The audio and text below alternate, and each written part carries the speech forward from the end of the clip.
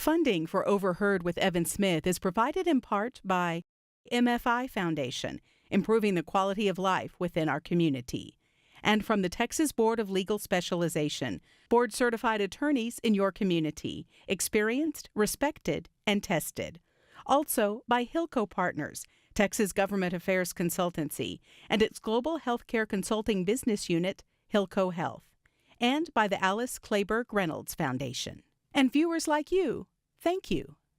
I'm Evan Smith. She's the 4th president of Malawi and the first woman ever to lead the African nation. According to Forbes magazine, she's the most powerful woman on the continent. She's the Honorable Joyce Banda. This is Overheard. Actually, there are not two sides to every issue. So I guess we can't fire him now. I guess we can't fire him now. The night that I win the Emmy. Being on the Supreme Court was an improbable dream. It's hard work and it's controversial. Right. Without information, there is no freedom, and it's journalists who provide that information. Window rolls down and this guy says, "Hey, it goes to 11."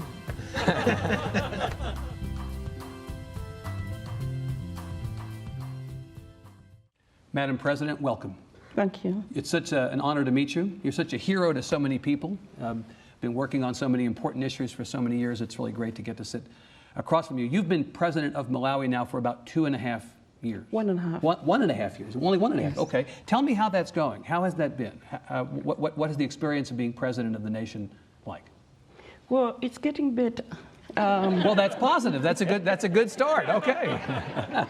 Yeah, you have to look at the circumstances surrounding my coming into power. Right. The former president passed away. The former president passed away. Right. At a time when our relationship was very bad. Right. So I was completely sidelined.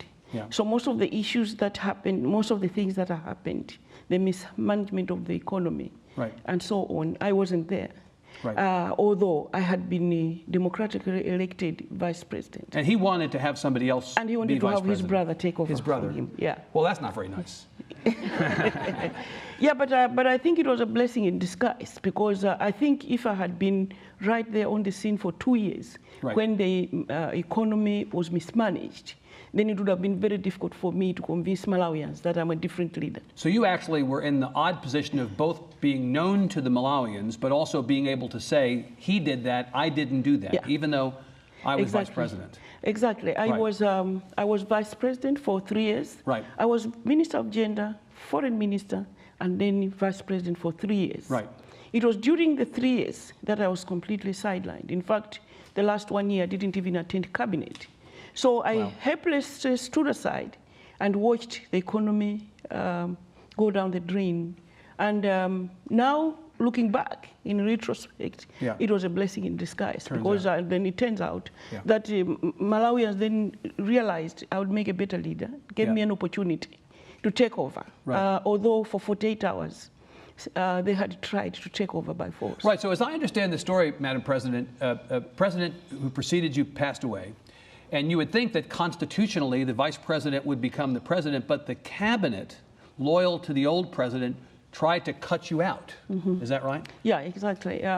So for 48 hours, I wasn't very sure that I was going to become president. Right. Thank God I was in the country, because they tried to block me out. They thought I was out of town, but right, I was very much at home. Yeah. So, and you actually appealed to the military to help protect you and to make certain that, is that right? Yeah, because my husband, who is a lawyer, told me, yeah, that the law was on my side, and right, but that finally, when when it's not very clear, right, that it's going to be smooth, right, then it is the Army General that must take over and bring sanity. Right. And so that's exactly what happened. I called upon him, right, and implored upon him to observe the Constitution, and I didn't have to struggle, because he was very clear himself as well. Right. The word you mentioned earlier, or a word I will mention now, is transformation. This has really been, if any word has guided your presidency, it's transforming this nation of about 17 million, very densely populated, agriculture-based, right, very rural population, rural country, poverty, right? Yeah. Big issues that you're dealing with. A lot of upside, as we say here, to transform what has been a nation that's been struggling into something more in the modern world. So talk about how you've done that. I always thought there's so many things that I could do the moment I got into office. If I became cabinet minister, this is what I would do. Right. Now, finally, if I only can become president, I will transform Malawi. Right. I will transform our communities. I will change the way we do things. I will ensure that corruption is rooted out. I will ensure that the girl child is protected and has an opportunity to go to school. I will ensure that our villages are transformed and that families have income. So I've always been looking at what is it that I can do to change the situation for the better. But looking at the past 1 year, getting into office as state president. Yes. I got into office when there was no forex in the country. The economy had been mismanaged. There was no fuel. So people were actually sleeping at the filling station. We didn't, prices for cash crops were low. Our relationship with our neighbors was bad. Our donors had walked away. Britain in particular, because of the president's decision to buy a plane for himself, which, by the way, I have sold. And, well, that's a good first step. That's good. Yeah. So you inherited a very difficult situation, but also one that you could. I mean, there was no place to go but up. Yeah, exactly. Right? So I mean, we had gone as low as we could, right to the bottom, and so the only other option was to go up. Yeah. But I must say that I'm pleasantly surprised myself at how well we have done in a year. Right. It was a lot of work. It meant sleepless nights. Sure. But also it meant being all inclusive and bringing everybody on board and making them understand that this was not a problem for Joyce Banda. This was a problem for the whole nation. The whole nation needed to change how they do things. Yeah. And that we must all be held accountable and we must all be transparent.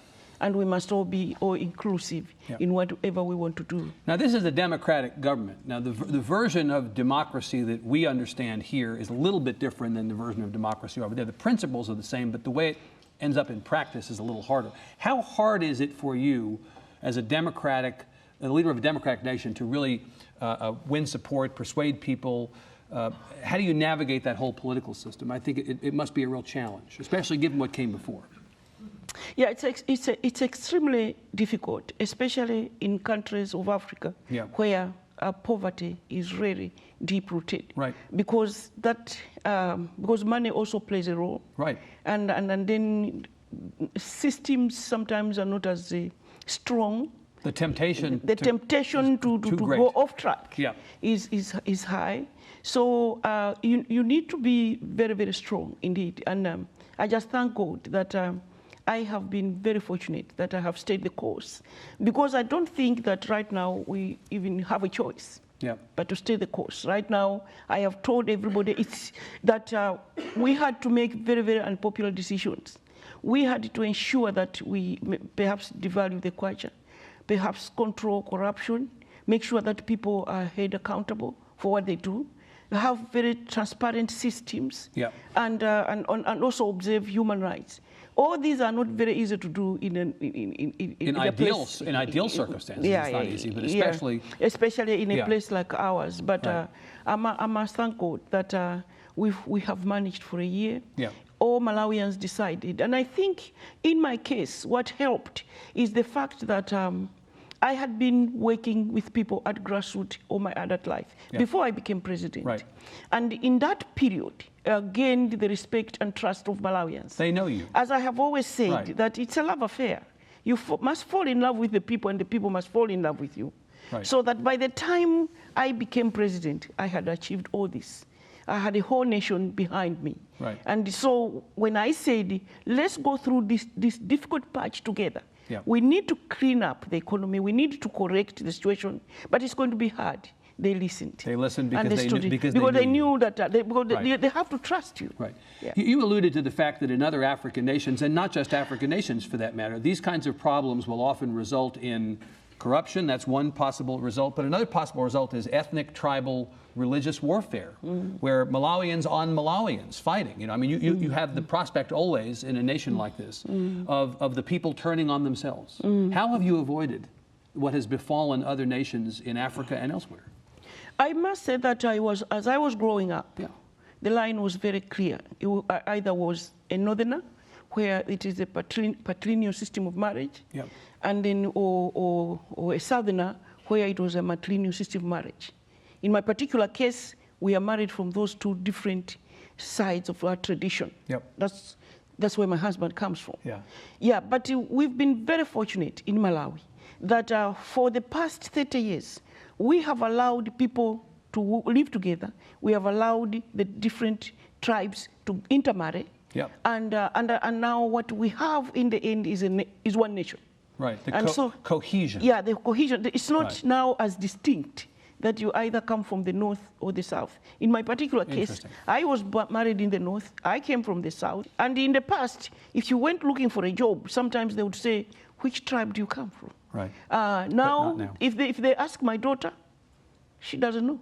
Yeah. Yeah, so well, it's not an issue. It's not an issue anymore, and it's happening again and again. Yeah. So I thank God that Malawians have gone beyond that. Yeah. We hear a lot about that in Africa, where even voting, even elections go on tribal lines. Right. In Malawi, we have gone beyond that now.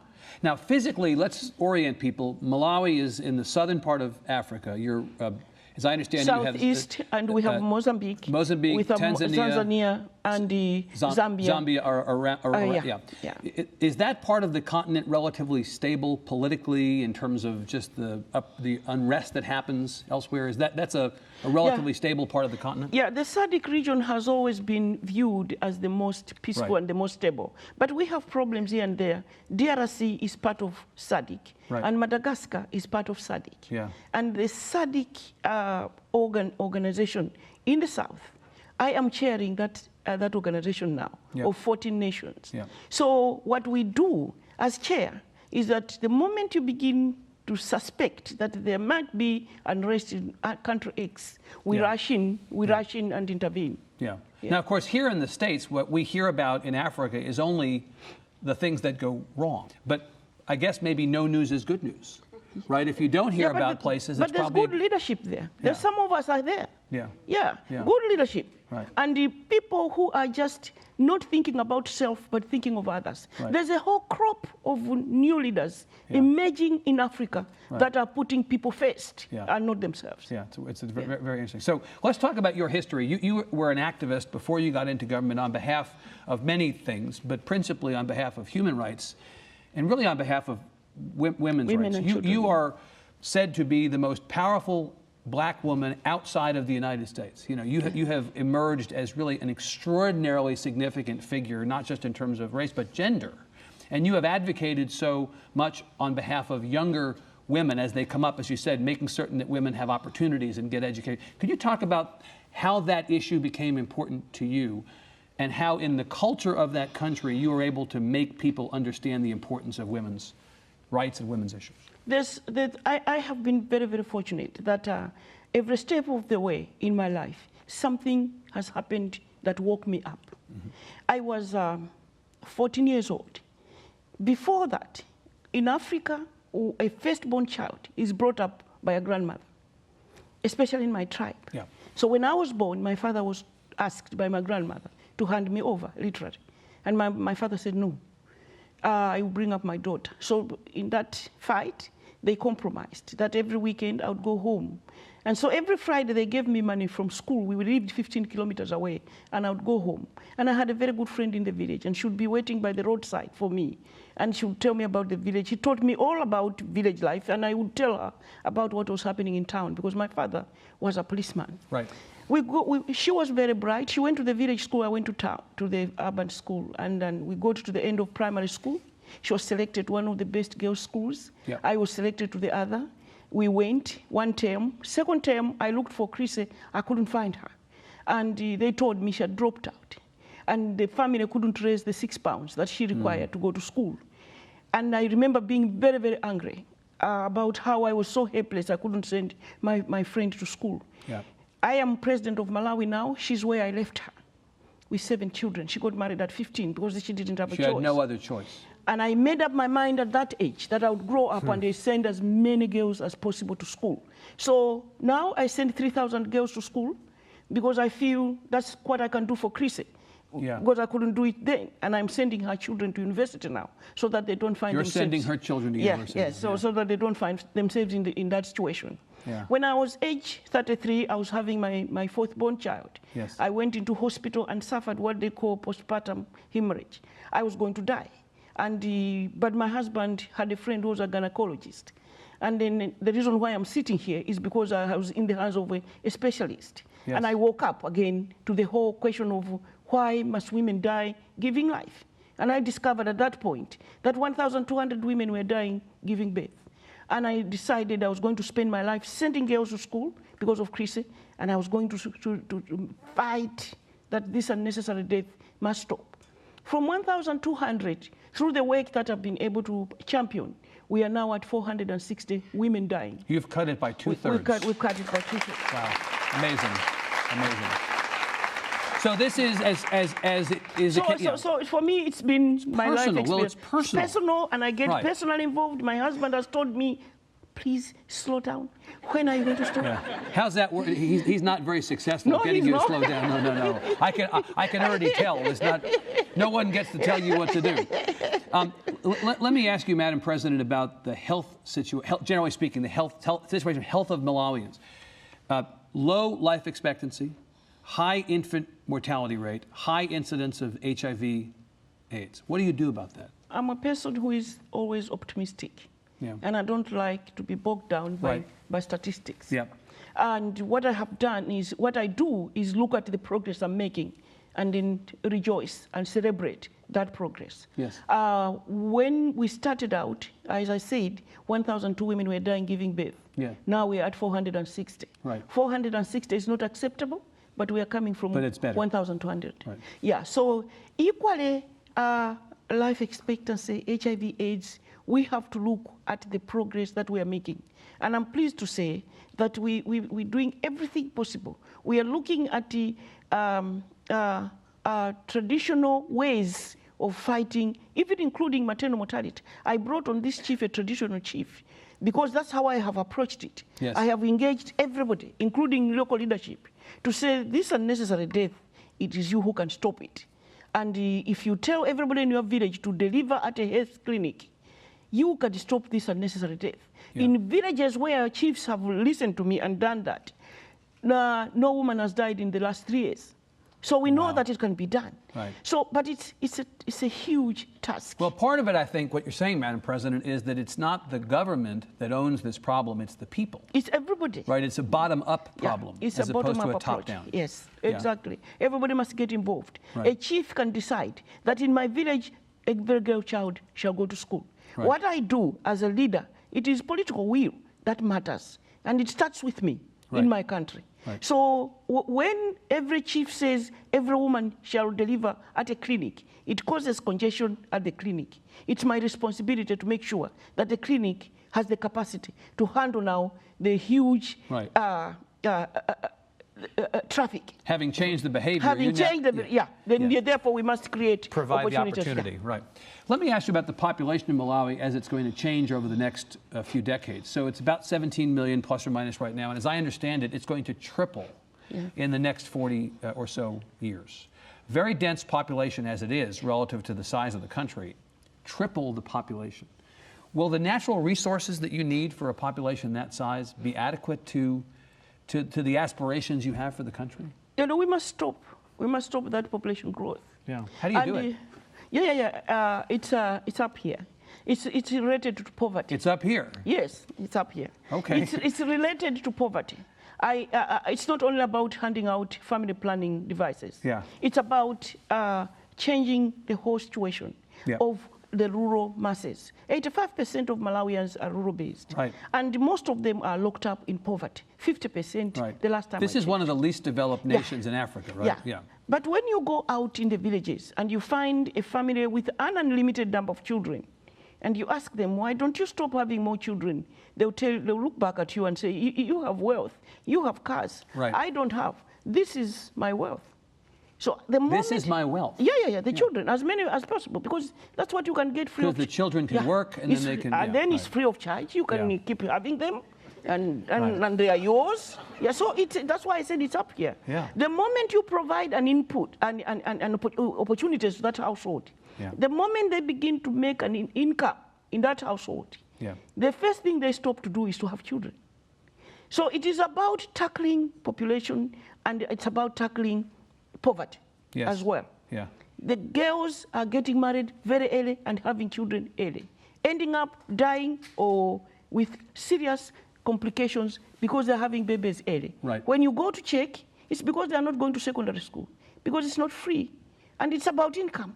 If yeah. a family has income, the children, all the girls and boys will go to school. So in some ways, if you solve the problem of education, then the other problems get solved. No. You have to solve this problem of poverty. Of poverty, which yes. then allows for education. Which then allows for the other problems. Yes, and family planning and education right. and the food security. Yeah. It's all about income. You've got quite a task ahead of you. Yes, we have, but I know how to do it.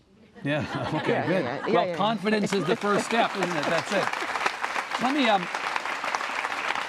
Madam President, we just have a few minutes left. Let me ask you about the West. You actually have a great relationship with nations of the West. They've supported you. You've asked for their support. I wonder what the perception of our country, the United States, is in your country now, or in your region of the world. You know, we've heard a lot over the last little while about how the view of the United States is declining in the world. Can you speak to how you all view the United States from your perspective there?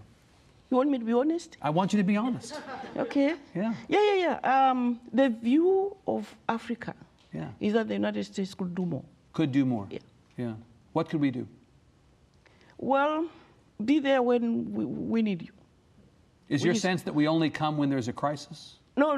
We know the sense is that you come with your own conditions, not ours. Our own conditions, yeah. our own agenda, yeah. maybe, right? What are the? Tell me what conditions that we put on our help that you would like to see us make go away. What has happened? I wish we had an hour to talk about this, actually, but no. But what happens is that other countries will come. Yeah. I have said this even at the very, very little level. Yeah. That we look for friends to come to Africa and respect us. Yeah. That we know what to do. Right. And know that we have articulated the issues that we want to change. Yes. We know how to get from point A to point B. And all we are looking for are partners. Don't come and tell us what to do and how to do it. Don't set the agenda for us. Don't set the agenda, and don't yeah. come and dictate. Yeah. Because the tragedy is that you come and you waste resources. Because you want to do it yourselves, and you don't want to involve us, and we step back. And 20 years you've wasted the resources, and you say, oh, well, look at them. Right. Africans, we've been trying to help, they don't change. Right. We want people to come and respect us and know that we can stand side by side as partners. That we may be poor, but we're not stupid. Yeah. So increasingly what is happening is that countries are looking for such partners, yeah. such friends. If the US feels they're doing it right, fine, but they must also know that Africa or the developing world will have choices. Yeah. Yeah. Yeah. Are there other countries that are doing this better than the United States? Well, in terms of providing support to developing countries, the US refuses to give budgetary support, and other countries do. Yeah. Yeah. Wow. Well, that may have some more to do with us than you, right? If I ask you to help me buy maize, because that's what I eat. Yes. And then you decide, no, I'm not going to give you money, I'll give you biscuits. And I've never eaten biscuits in my life. Right. Then I'll go to somebody who helped me buy maize. Yeah. Yeah. Well, they're going to be a better partner for you by providing what I need. That's what need. I'm talking about. Not what we say you need. No, don't tell me drink cooking oil. Right. Because that's all I can give you. And right. don't go and get maize from anywhere else. Right. Because growing up, I've never seen my grandmother use cooking oil. Right. Yeah. Well, it's not understanding and respecting the differences. That's what it is. So in the last second we have here, how much longer will you be at this? You've obviously just been, you said, the presidency for a little bit more than a year. You see yourself in this job for a while? You have a lot of work to do? Yeah, because I didn't set out to become president of Malawi. Yeah, so you didn't have a plan for how long to be president? Yeah, I wanted to come in and save my people. Yeah. I started when I was 28. So, and in that equation, presidency was not part of that equation. Yeah. So I didn't know I was there. Yeah. So my intention is to save the people of Malawi. However long it takes. And I make and popular decisions, as long as I know they are the best I must do for my country. Right. A politician will not do that. A politician will calculate and see if this is the right decision to make now, whether it suits the people or not. In my case, I go the opposite direction. Yeah. I had 24 months when I decided to have the reforms that we've just implemented. Yep. Any sensible politician wouldn't do that. Right. But for me, it was necessary. And I decided to stay the course. And I've told my husband and my family that if we, by staying the course, it means it will cost me the elections. That's fine. So be it. So be it. Yeah. Yeah. You have any interest in coming and running here? Would you like to possibly come and run in? Sounds like we might be able to use you here, actually. Well, Madam President, it is, again, an honor to talk to you, and so fascinating to hear of all the work you're doing on behalf of your people. Thank you so much for spending time with us. Thank you very much, indeed. Madam President, thank you so much. Very well. Joyce Banda, thank you. We'd love to have you join us in the studio. Visit our website at klru.org/overheard to find invitations to interviews, Q&As with our audience and guests, and an archive of past episodes. I want us to take the time to ensure that we've put in place a mining code that protects Malawians. Yeah. I want Malawians to look back in 20 years and say, we were rich, but we benefited this way.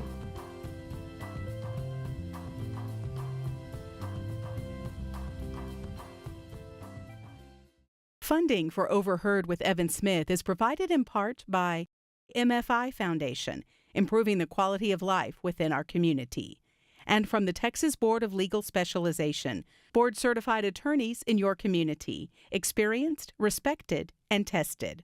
Also by Hilco Partners, Texas Government Affairs Consultancy, and its global healthcare consulting business unit, Hilco Health, and by the Alice Clayburgh Reynolds Foundation. And viewers like you, thank you.